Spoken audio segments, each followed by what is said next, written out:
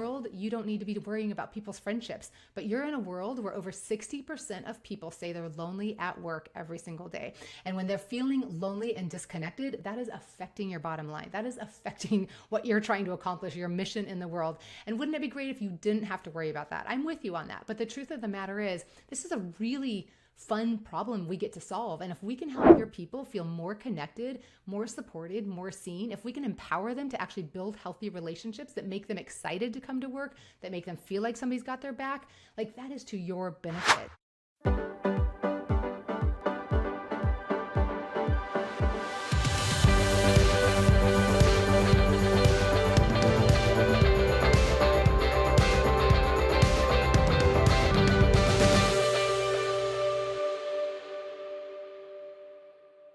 Welcome to one of the most incredible conversations on the Speaker Driven Business Podcast. I am thrilled to introduce you to Shasta Nelson.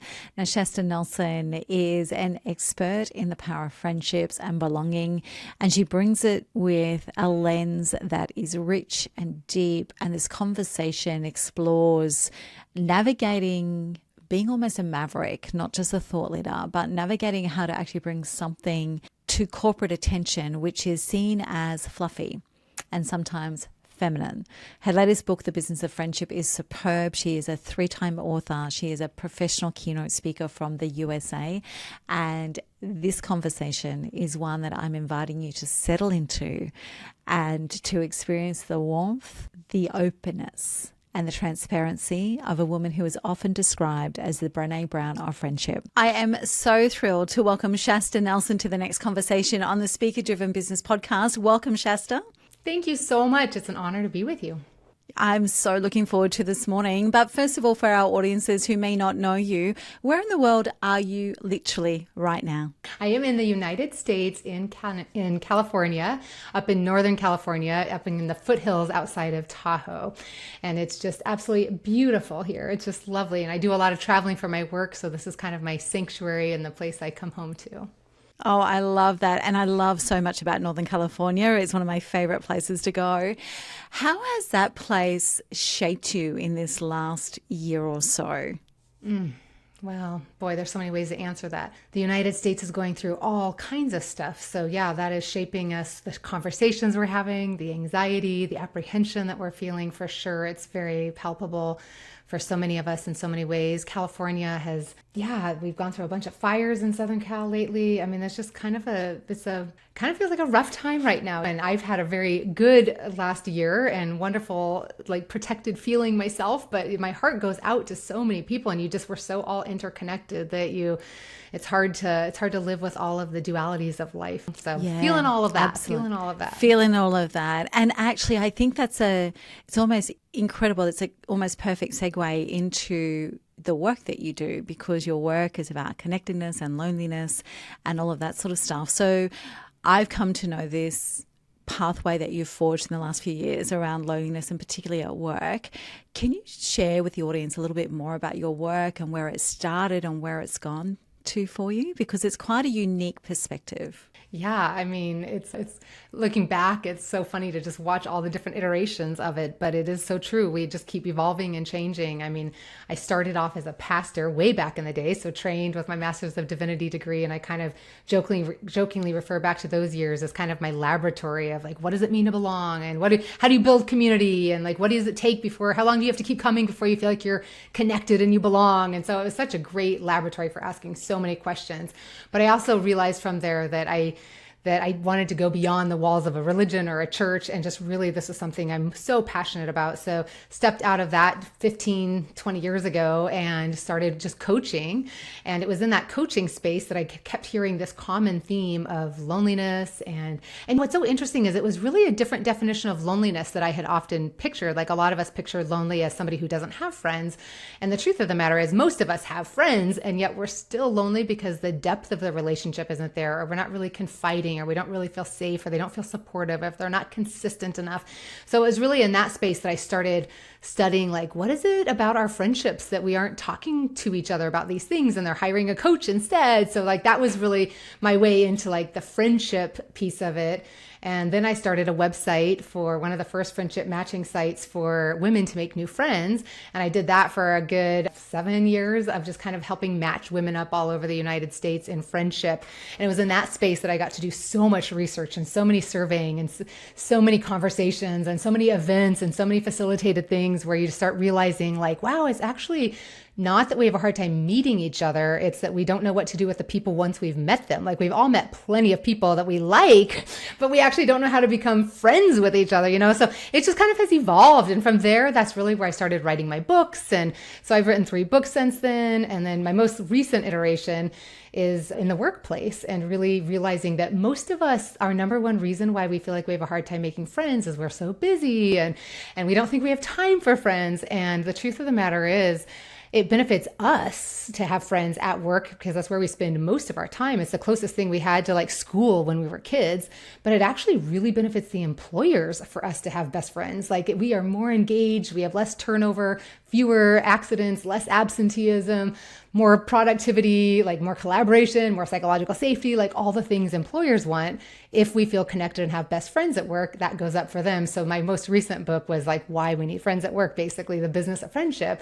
So yeah, it just kind of has kept evolving based on, it's always been a similar theme, but it's always changing based on like, what do I see as the need or what am I hearing and learning in the space? And so, yeah, that's kind of the evolution in a way. I really love that tie-in. My background is a lot of profiling and psychometric profiling, things like that. And I'm aware that Gallup's research, their number one question is, do you have a friend at work when you're doing the engagement? And that's the number. They said if you don't ask any other question, that one will indicate to you totally your level of engagement and your culture. So I can see that connection, because the first time I discovered that question, it made complete sense to me, really complete sense. When you were actually making that shift, because one of the things I wanted to ask you about was, for many people, they're told their subject doesn't suit a corporate audience, right? Yes, I've been told that. And this is, to me, is the beautiful example of the typical traditional advice would be friendship and loneliness will not suit a corporate audience. So number one, what do you say to that? And number two, how did it get your attention in the corporate space first, and what created that shift? Well, yeah, I think what got my attention was like you were just quoting the Gallup research, and that's 20 years old. This is not new studies. And what's so fascinating is I interviewed the chief scientist at Gallup for my book, and he was saying we would have changed that question if we could have, because we actually get a lot of resistance and pushback from corporations on that question. And he said we've tested it with all the other things, like, do you enjoy the people you work with? Do you have close friends? The way it's worded is, do you have a best friend at work? And he said people do not like that. And he said we would have changed it except for the number one stubborn fact, and that is, this is the way, if they have a best friend at work, it is the most correlated to engagement we can find. Like, you are 7 times more likely to be engaged at work if you have a best friend. And we know that as kids. Like, we would never send our kids to school and say, now you are there to learn. That is your number one goal. So like, don't get caught up in relationships, keep friendships and school separate. We wouldn't do that to our kids. We know that they learn best when they feel safe, when they feel connected. We know that if they feel anxious, they're actually not going to retain the information and learn. So we understand the value of those relationships in that setting. And then it's so funny that as humans, we grow up and we suddenly think we can compartmentalize and separate these things. So yeah, I wrote my last book. What really, when you say how did I respond to it, it's kind of like you can only kind of rail your fist for so long and be like, why aren't you guys paying attention to the research? Like, why don't you believe the research? Like, it just was driving me nuts. Here's the logic. And it just kind of drives you nuts, and it's like this just discontent in your body. And so that really motivated me to write my book, The Business of Friendship, where I was like, I am going to make the case. I am going to lay this out. I'm going to bring in all the research. I'm going to talk about why they need this and how to do it well. And you have to really be willing to push back against all the what ifs. Like, people's first reaction to this subject is like, but what about favoritism? And what about if you're you're the boss and your friend? They just always come up with the most awful things. And I'm like, well, here's the interesting truth about that, is that you could be at a corporation that's anti-friend and does nothing to support friendship, and all those things are still present. Those things that you're afraid of, like gossip and favoritism and cliques, that is not the result of friendship. That is the result of people who are lonely. You can minimize those problems if you come in and you teach healthy relationship expectations, if you train people for this, if you foster it, if you give them opportunity, like all those things you're associating with friendship, that's a dysfunction of unhealthy relationships. That is not friendship. So it's really making the case and just kind of continuing to say that over and over and over. And thank God that there are visionary leaders and pioneers who do believe the research and are like willing to bring the subject in. And I would tell you, still don't think anybody has found me by Googling like, we need a friendship speaker. I'm not under any illusions that people are like all looking for me now or anything like that. But when they hear me, they're like, oh my gosh, we need this at my place. And so like my referral business is so good because once people hear the content, they're just like, oh my goodness, like everything. We need our people to have good relationship skills for sales. We need this for marketing. We need this for culture. And so people begin to see the need, but I'm not like, still, I don't think it's a topic that people, unfortunately, nobody, like they're calling bureaus, they're calling event planners and being like, we need a leadership speaker. Like you have all the normal ones, but nobody's being like, and then we would like the friendship speaker, so it's still a tough sell. Yeah, well, what I love about that, though, is the tough sell, because there are some things, if you're groundbreaking or you're going first with something, it is a tough sell. It's almost like you're educating as you go. How have you worked with that? Because it is this education piece first, sales piece second, let me in front of your people and you'll never let me go. But how do you deal with that from a business model and growth perspective? Yeah, that is such a good question. It is such a good question because I'm in a part of like speakers, masterminds and speaker groups. And it's so interesting because most of them have the issue of having to niche themselves from the competition, right? Like, it's like, how do I stand out among like the 5,000 leadership speakers? And so they're having to like just promote themselves. I feel like my website, my blogs, my LinkedIn posts, like I'm not promoting myself as much as I'm like promoting the subject. Like I'm totally education first. Like I have to like be making the case why this matters. And so I have to view myself as a thought leader more than like as somebody who's just going to come be a speaker. So I have to really, and that's kind of been my job my whole life. It's kind of like, I kind of take the prophet archetype on and I'm like, my job here is to tell you why this matters and to like help make that case, So, but yeah, it's tricky. I get a lot of advice a lot of the times to move off the friendship word and try different things. And I've done that a little bit. I mean, it's kind of a tough journey because there's a part of you that goes, okay, I mean, I don't need to hang on to the word. I can come in and teach healthy bonding. I can teach healthy relationships regardless of if they would rather use the word belonging or culture or human connection. And yet at the end of the day, I just kind of recently have iterated back to just being like, but here's my expertise. Like it is in friendship. And this is what I've spent 15 years trying to get culture and the world to pay attention to. And it seems almost a little silly. Now I feel like the world is starting to pay attention. Like pop culture is paying attention to it. The media is paying attention to it. Like we're hearing so much more about loneliness and about making friends and about relationships that it almost seems silly. I mean, I've been campaigning in this space for 15 years. Like why move off of that now just because the workplace is still uncomfortable, when in fact, when you go back to Gallup's research, it is the word friendship that makes the biggest difference, So I'm just kind of like being like, you guys just need to like believe the research. I actually really love that perspective though, because there is so much, especially for emerging speakers who want to break through that next level, there is that pressure to conform to what the market is already comfortable with. And yet we know that those that break out and your work will get the traction that you want it to get, that you actually do stick to it. What have you personally had to do from a mindset perspective to be able to do that shift back to friendship? Because I've watched you do that shift back to friendship. And I think and that's one of the reasons I've reached out, because it's glorious. It's an identity. It's something new. It's almost a juxtaposition to what mainstream culture is wanting us to believe. What is the mindset that you've had to do and the things that you have to make sure that you steward and guard to be able to do that? Yeah, it's a beautiful question. I mean, I think internally it's just feeling called to this. Like this is my work to do. So part of it is, yes, I want to be on that stage speaking. And part of it is my job is to help people understand why this is important. So people, I mean, I've had to do that 15 years ago. People weren't looking for websites to make friends. And people felt like we shouldn't use the word lonely. I had so many people be like, we shouldn't use the word lonely. That makes people uncomfortable. And I was like, but emotional intelligence is accurately identifying what we're feeling. And like, we need to learn to name loneliness for loneliness. Like, we don't need to like soften all these things. Like, we need to reframe it and remind ourselves that loneliness is a really beautiful thing. It's a message that our body is sending us, that we have a hunger for more connection. It's very similar to our body sending us a hunger or thirst or tired.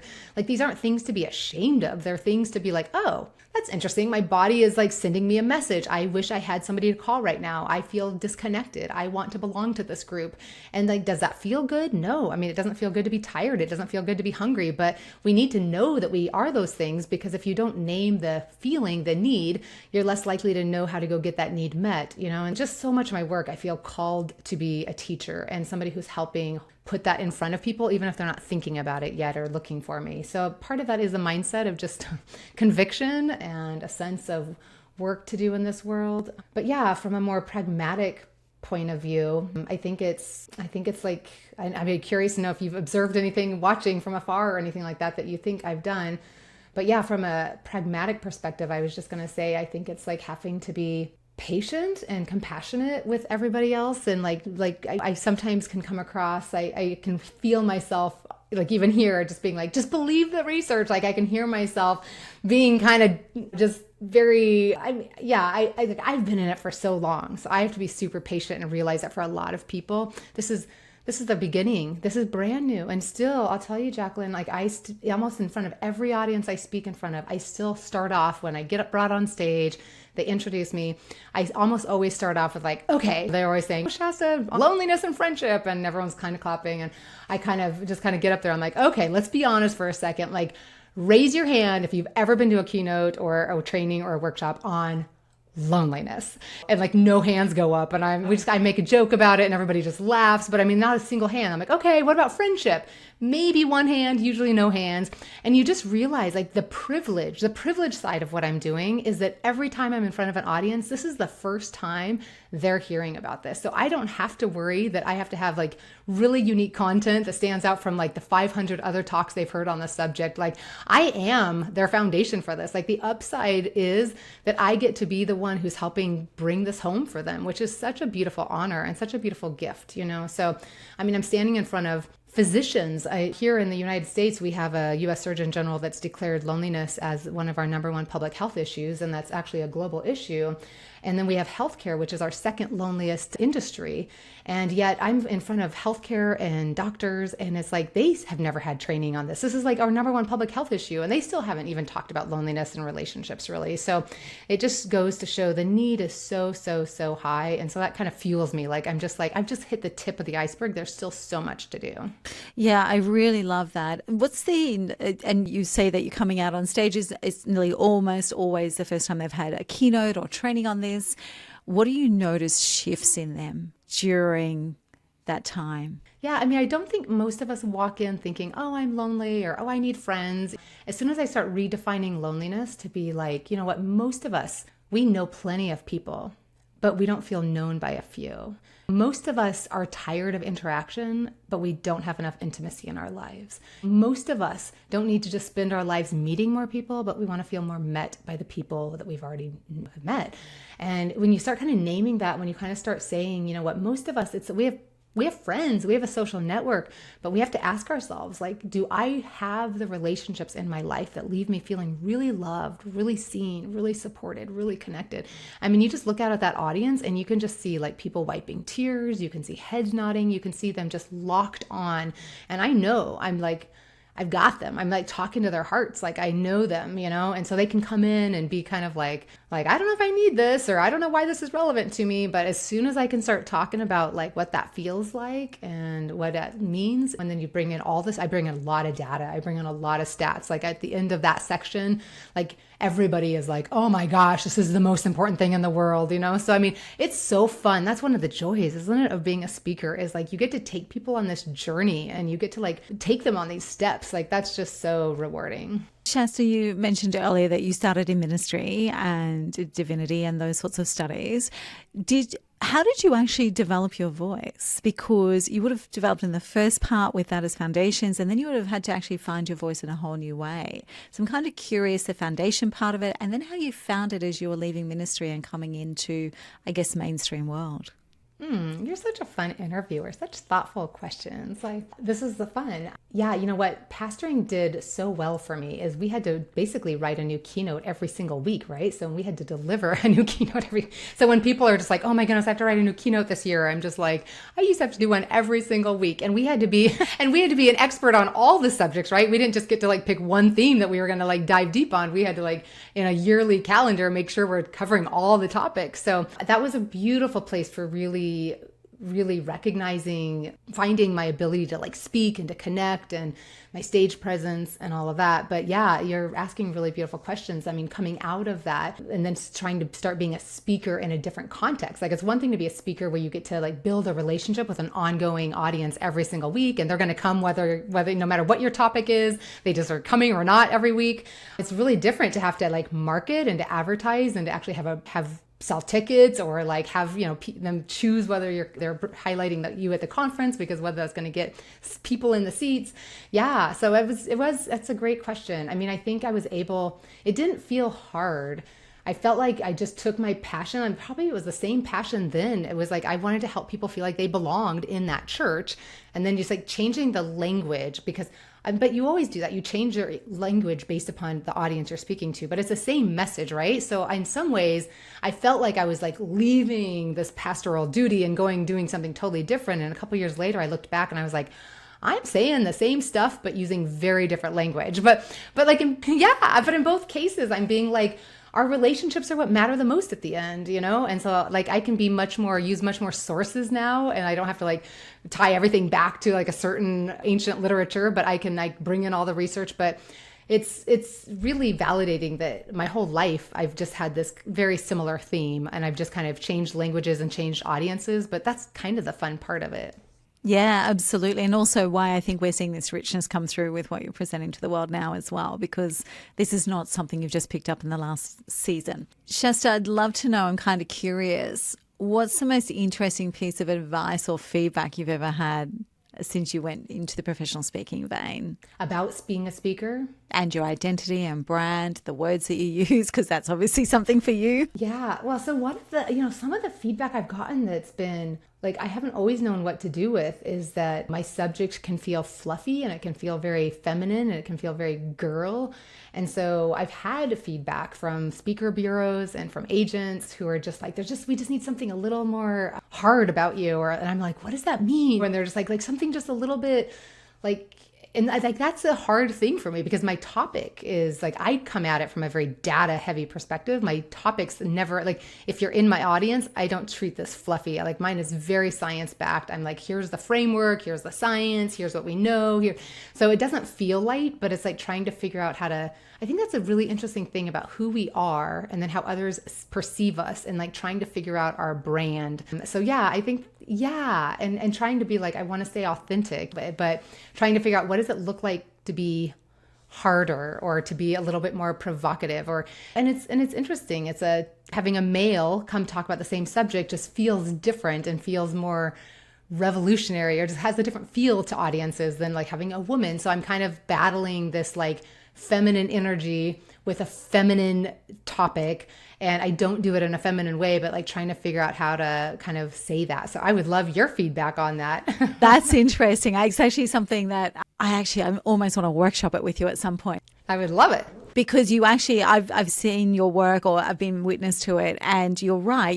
There's nothing feminine about what you present, but because of how you are and the topic is automatically assumed. So yeah, so a male speaking in your category absolutely would be seen as revolutionary just by standing on the stage and having that headline. So I'm kind of curious. So then how do you describe your brand and who Shasta Nelson is? I mean, I would use words like warm and friendly, data-based, very, very direct, very practical, action-oriented, I have a very positive approach, but it's a very like, let's do this. Like, let's get this done. I'm not here just to kind of like, I'm not just talking about having a girls' night out fun. I'm talking about building the hard, deep relationships of your life. So yeah, I think from a branding perspective, it is that juxtaposition that you're trying to like, I am a very warm, nurturing, encouraging person, and I will always cloud everything in that. But like what I'm actually talking about, I don't talk about it I talk about it very how-to and like very science-backed. But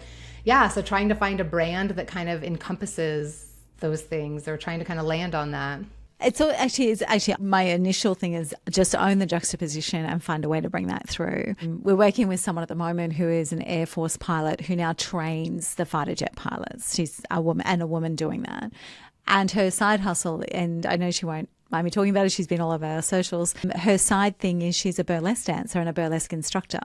And so we're actually bringing those two identities together. So I do understand the juxtaposition element of it. And we think through obviously getting into the arena and getting some feedback and listening to the good parts of that we're almost bringing it. But I think women who have this, female speakers who have this ability to bring real data to the world, or this real high performance element to the world's actually not quite making that adjustment yet, that the two can coexist. So I do understand that challenge for you.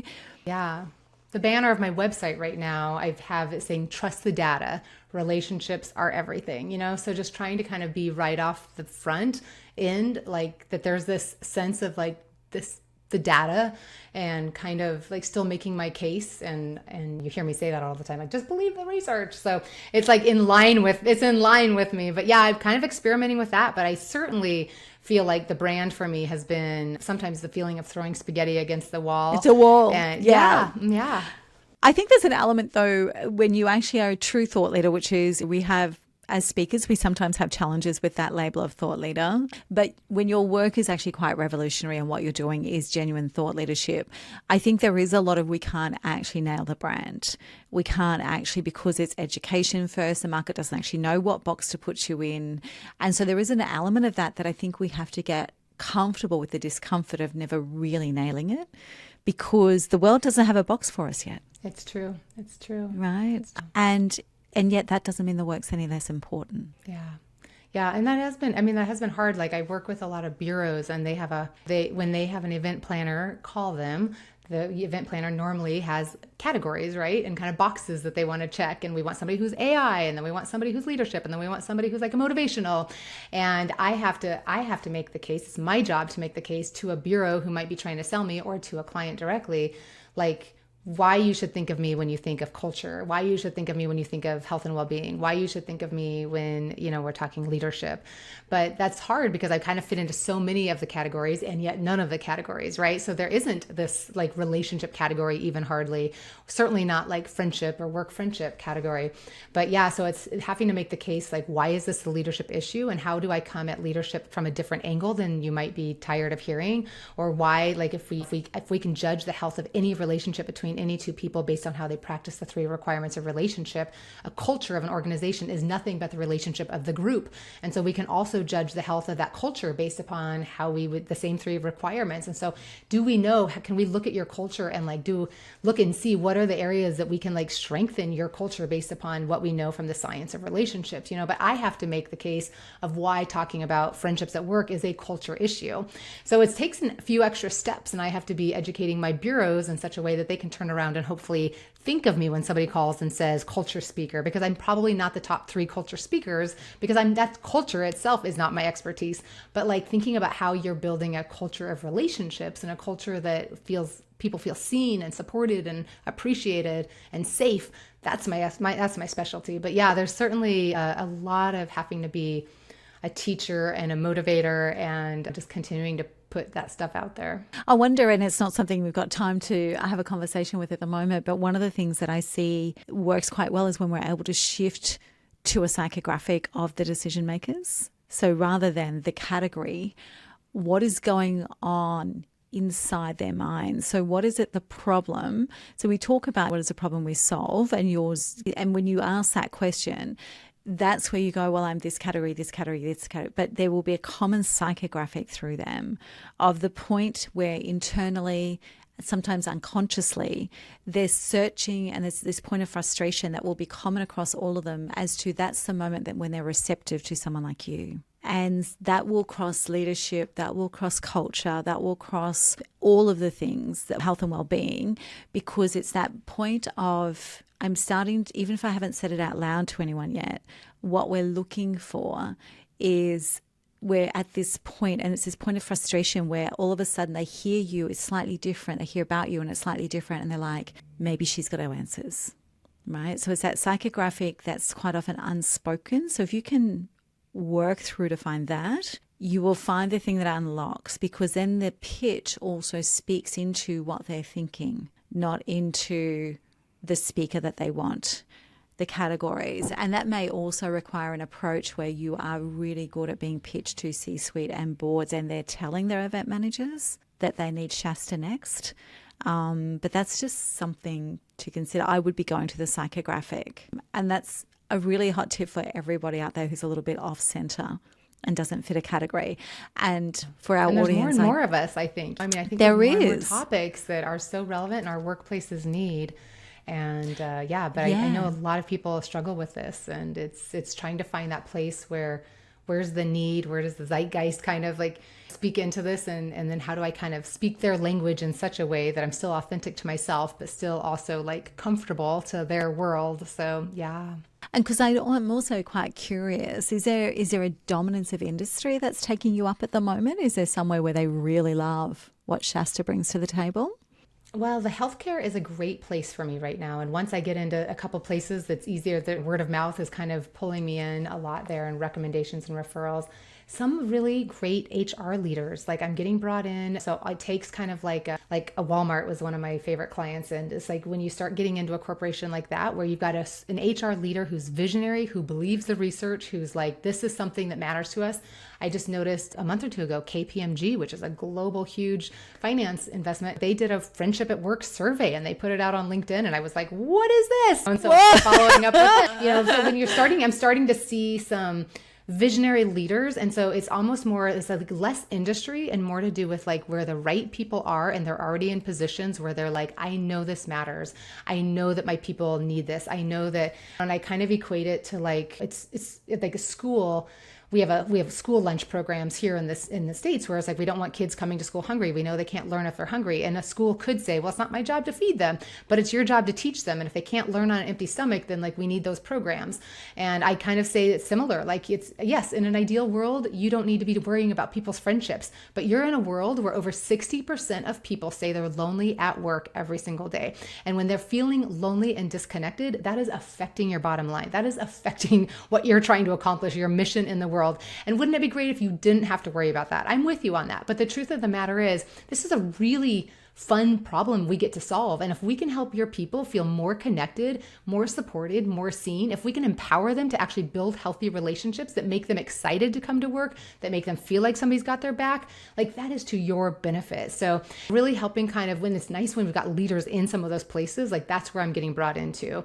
And then the word of mouth is saving me. Like honestly, it's just like, I'm really, really lucky to have spin-off business. But when somebody's in the room and they hear me, they're just like, tell somebody else, and they're like, you've got to have her. And that's like saves me, because most people are, I think their biggest hesitation is they don't want to be embarrassed. They don't want to bring in somebody who's bad, right? And so if you can come in on a recommendation or a referral, that's just so much more powerful. We have a benchmark for our speakers who are breaking through that when you can hit the trifecta, which is every time you speak, you generate 3 opportunities, then you're delivering, and that's referral business saves you as it's a lot easier pathway, but also it also means that you're actually delivering well from the stage.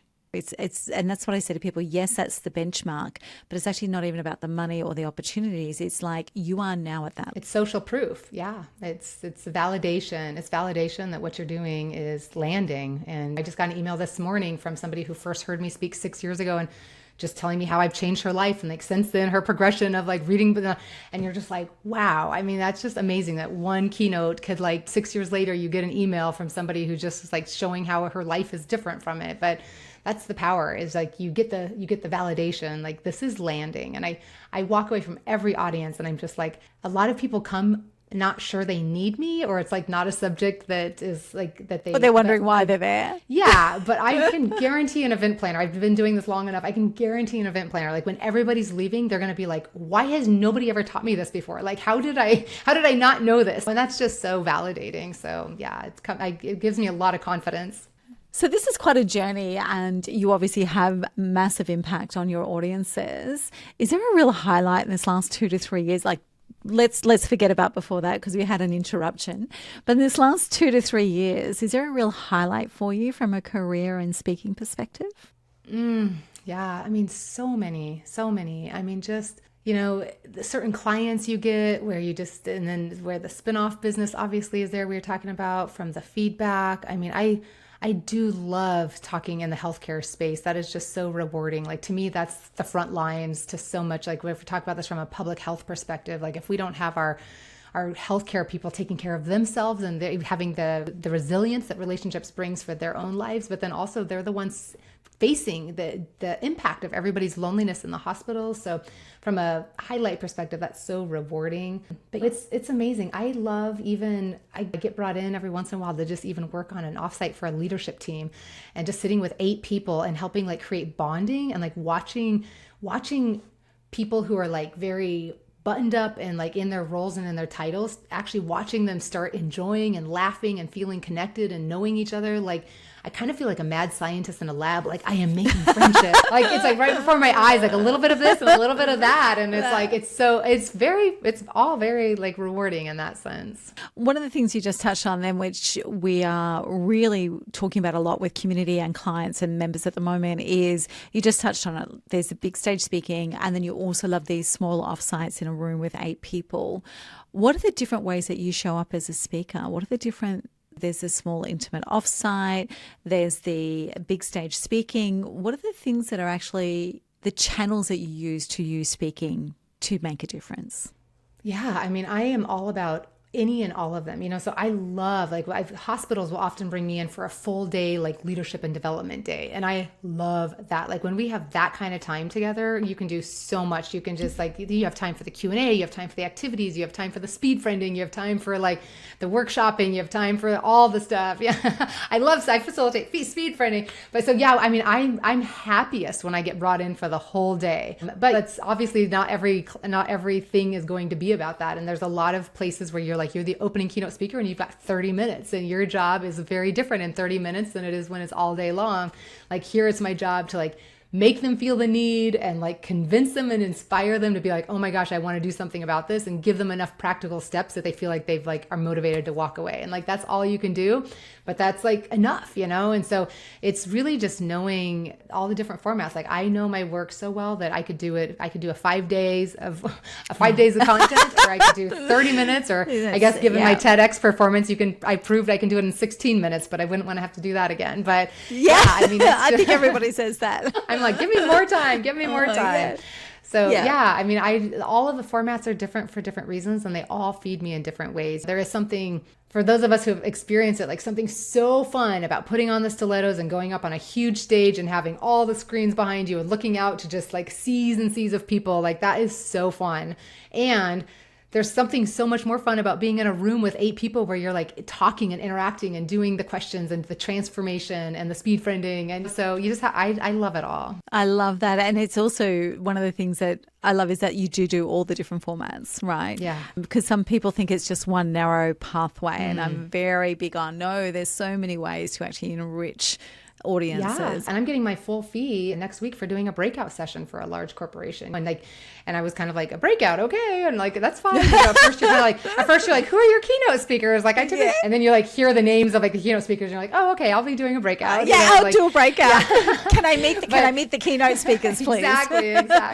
But you know what? Fun to be at this massive conference, and like, kudos to them if they want to pay my full fee to come in and do a breakout. And the breakout's probably a larger room than the average keynote, But it's, you just have to realize like the words mean nothing. At the end of the day, you're with people doing the work you want to do, which is like getting your message out in the world. And I'm kind of like anybody who's willing to listen. If it's 8 people in a room where we get to live it out and practice it, that's awesome.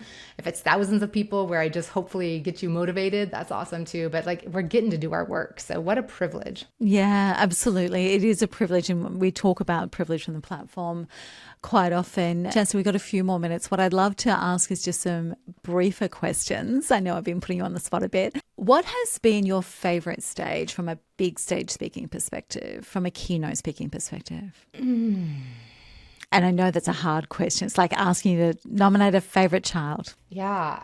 I don't have one. I don't mean that as a cop-out, but it's like the trip where you get to go to Hawaii or the Cayman Islands to speak is fun, but it's not necessarily like they're all fun in different ways. So I don't know. That's a hard question. Yeah. And is there any stages or conferences or audiences that are on your dream board? Oh, yes. Oh, yes. Am I supposed to name them here? Maybe one or two that you're okay to name. You don't have to go into the crazy ones. Yeah, I mean, there's some big brands that I just have long admired for what they're doing around relationships in different ways. I mean, I think of Cigna and some of the health insurance companies that have been doing some of the big research on loneliness. I think of like Starbucks for the impact they've often had in having a third place and what that looks like for gathering and connecting in their attempts at that. I think about some of the really big healthcare systems here in the States. Like it's one thing to get to kind of do the regional stuff, but like, can we get everyone together? At the end of the day, I'm just kind of like, honestly, it's been such Let me at it. I'm just trying to get anybody who cares, but I'm just like, anybody who cares, you're my favorite person. Anyway, right? I'm here. I'm not that picky. I really love your honesty with that as well, because what is actually shining through for me is it's actually literally about the work, right? It's literally about the work, and it's literally about the transformation, the impact that you're having on people.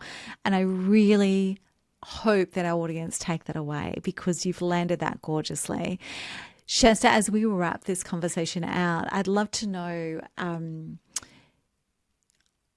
considering our audience, and a lot of them are emerging and aspiring, or they're looking for that next level. So they're established but going to the next level. What are your words of wisdom, so to speak, that you would like to leave them with?